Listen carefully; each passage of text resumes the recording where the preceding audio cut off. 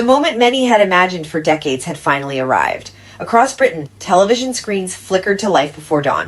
Crowds gathered outside palace gates. Reporters stood shoulder to shoulder, braving the morning chill as anticipation reached a fever pitch. No one knew exactly what would happen, but everyone understood one thing. History was about to be made. For the first time, Prince William would appear before the world not as the Prince of Wales, not as the future king, but as the king. And what unfolded during those first remarkable hours would leave royal watchers stunned, political commentators scrambling for explanations, and members of Camilla's extended family completely speechless. The atmosphere surrounding the royal household had been tense for weeks. Rumors swirled behind palace walls. Questions filled newspaper columns. What kind of monarch would William become? Would he preserve long-standing traditions, or would he immediately begin reshaping the monarchy for a new era? Even those closest to the crown reportedly struggled to predict his first moves. Yet, as the historic day dawned, one thing became clear almost immediately. William had arrived with a vision. The world first caught sight of him as the palace gates opened and a carefully coordinated motorcade emerged. Thousands erupted into cheers. But observers quickly noticed something unusual. The arrangement was different. The symbolism was different. Everything appeared meticulously designed to send a message. Standing confidently beside him was Catherine. Calm presence drew admiration from supporters lining the streets. Cameras followed every movement as the couple acknowledged the crowd with measured dignity. Within minutes, social media exploded. Commentators began comparing the scene to previous royal transitions. Some noted the powerful visual echoes of earlier generations. Others focused on what was absent, and that absence was impossible to ignore. Many expected several familiar faces associated with the previous royal circle to occupy prominent positions during the ceremony. Instead, the spotlight remained firmly fixed on William, Catherine, and the direct line of succession. Royal analysts immediately began debating the significance. Was it merely protocol? Was it coincidence? Or was the new king deliberately signaling a shift in priorities? The speculation intensified when William arrived at the historic venue selected for first official appearance. As cameras zoomed in, viewers noticed members of the royal household exchanging glances. Something was unfolding. Then came the moment that would dominate headlines worldwide.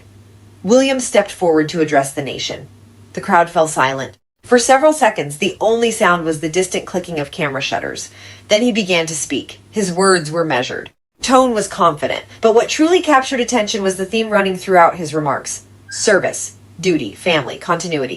Again and again, he emphasized the importance of connecting the monarchy to the people.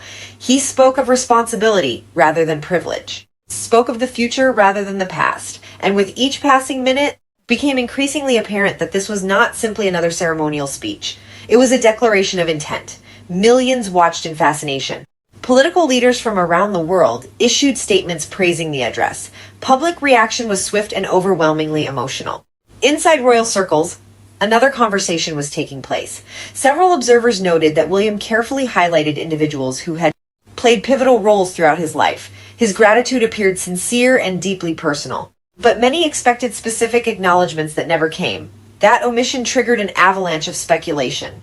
Television panels devoted hours to analyzing every sentence. Newspapers published detailed breakdowns.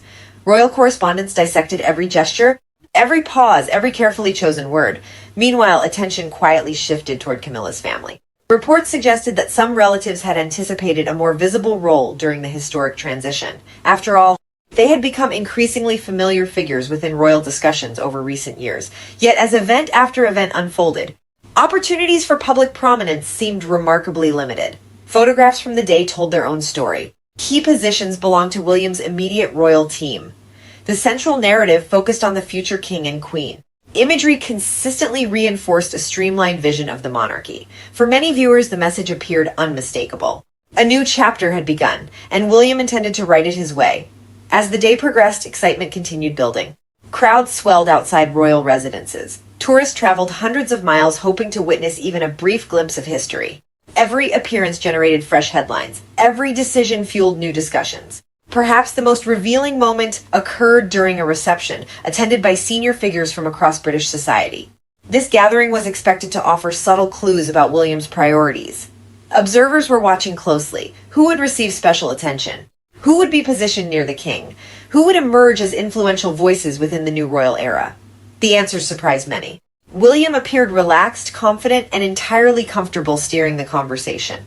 Witnesses described a monarch determined to project stability while embracing modernization. Several guests reportedly left impressed by his command of the room. But there was another detail that quickly spread through royal circles. Individuals who traditionally might have expected elevated visibility found themselves largely on the sidelines. Instead, William consistently highlighted causes, institutions, and initiatives connected to long-term national service. The focus remained on purpose rather than personality. That distinction proved significant, because by evening, a growing number of commentators were reaching the same conclusion. William's first day as king was not about preserving existing power structures. It was about establishing new ones, and nowhere was that more apparent than in the carefully choreographed imagery released later that night. Official photographs immediately became global news. Millions viewed them within hours. The images projected confidence, unity, and continuity. Royal experts noticed another fascinating detail. Every element seemed intentional. Every placement appeared calculated. Every visual cue reinforced the same overarching narrative. The future had arrived, and it belonged to William. For supporters, the reaction was overwhelmingly positive. Many praised his calm demeanor. Others celebrated what they viewed as a refreshing sense of clarity. Public approval ratings surged as commentators described the day as one of the most successful royal debuts in modern memory. But behind palace walls, questions were multiplying. Had William quietly redrawn the royal map? Were these simply ceremonial decisions? Or had the new king already begun reshaping the institution in ways few anticipated? Those questions became even more intriguing when reports emerged from individuals who attended a private gathering later that evening. According to multiple accounts, discussions turned to the day's unexpected developments. Several attendees reportedly expressed surprise at how decisively William had established his presence. Others remarked upon the unmistakable signals embedded throughout the day's events. And then came the revelation that left many completely stunned. A decision made behind closed doors, one that had not yet been announced publicly, was about to send shockwaves through royal circles. When word of that decision began reaching select insiders, reactions ranged from disbelief to astonishment. And among those said to be most surprised were members of Camilla's extended family. They simply had not seen it coming. What William planned to do next would transform the conversation entirely, and ensure that his historic first appearance as king would be remembered for generations. The following morning, anticipation reached an entirely new level. News organizations across the globe were already calling William's first appearance as king a triumph. Analysts praised his confidence. Supporters celebrated the sense of renewal he appeared to bring to the monarchy.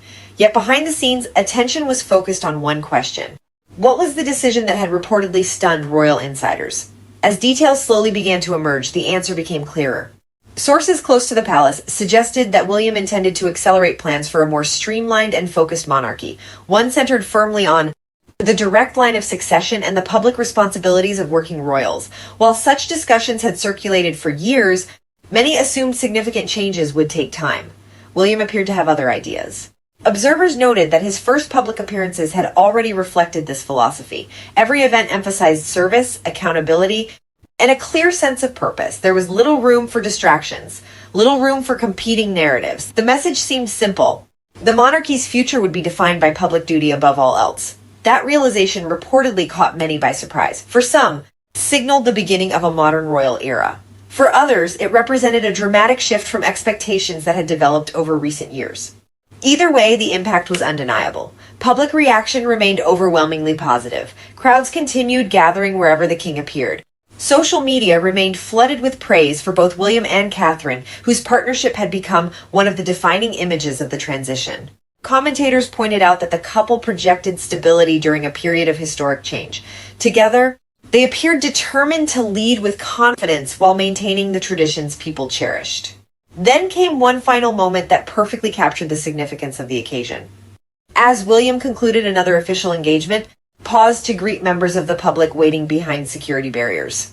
The exchange lasted only a few minutes, but the images quickly spread around the world. People saw a king who appeared approachable, a king focused on the future, a king determined to define his reign on his own terms. For many, that brief interaction became the lasting image of the historic transition.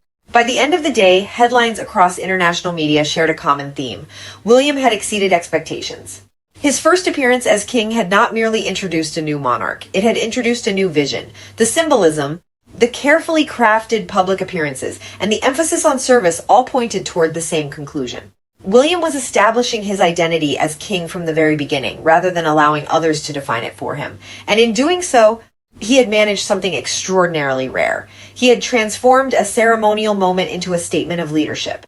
As royal historians reflected on the significance of the occasion, many agreed that future generations would likely study this period as a turning point, not because of dramatic confrontations or public disputes, but because of the unmistakable signals sent during those first crucial days.